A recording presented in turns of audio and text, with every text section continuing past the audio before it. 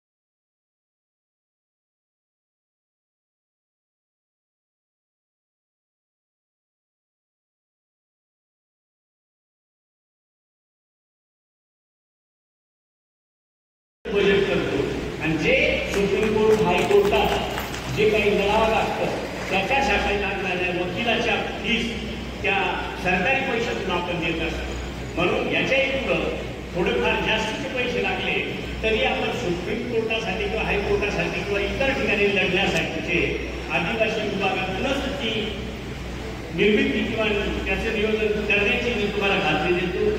बोलण्यासारखं खूप आहे, परंतु आपल्या गरजा ज्या काही सांगितल्या फार छोट्या छोट्या कर्मपट्ट्यांच्या खूप साऱ्यांनी मला रात्री निवेदन दिली, सकाळी निवेदनं दिली, आताही वेगवेगळ्या प्रकारची निवेदनं दिली। काही मुलांसाठी 6 महिन्याची मुख्यमंत्री कौशल्य विकास याच्यासाठी 6 महिन्याचं ऑर्डर दिली। मुलांना वाटतं आता काय होईल, काहीच होणार नाही, आता तुम्ही फक्त आणि फक्त काम करत राहणे, प्रामाणिकपणे काम करत राहणे। कारण मला 2 ठिकाणचा अनुभव आला। अभ्यासा भरतीचा उडी मारली, दुसऱ्याच दिवशी त्याच रात्री जियाला आता तिसऱ्यावरून मारली, ज्या 4 वर आहे।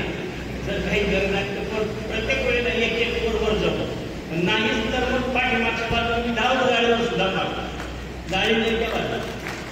पण आता सरकार सुद्धा तो विचार करतात बाबा एवढं कळवळीने सांगतो किंवा एवढे कळवळीने सगळे मुली येतात सांगतात तर निश्चित त्यांना न्याय दिला पाहिजे।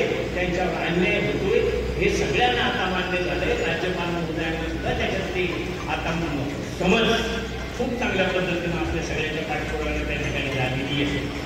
बोगसांचा प्रश्न मिटवू शकतो आपण। विशेष व्यक्तीला जो काही ओबीसीचा मला वाटतं 22 तारखेला सुनावणी अजून तारीख गेलेली आहे, ती रखडलेली आहे। आपलं प्रमोशन SC ST थांबून आहे ते सुप्रीम कोर्टात आहे, त्याचा प्रयत्न त्या ठिकाणी सातत्याने करतोय। निश्चितच या विभागाचा पालकमंत्री म्हणून मी आपल्याला शब्द देतो